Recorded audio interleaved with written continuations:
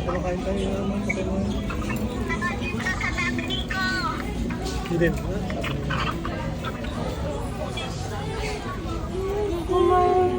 Wala ka sa bahay din, Ben. Ayaw mo lang. Hinaan mo konti lang. Hindi niya na marinig.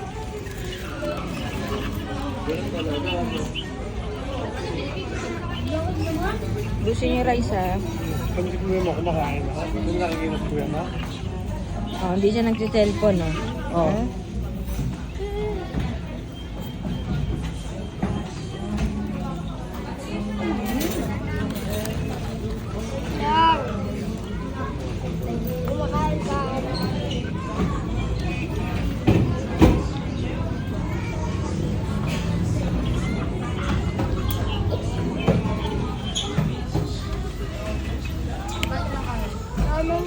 Mama,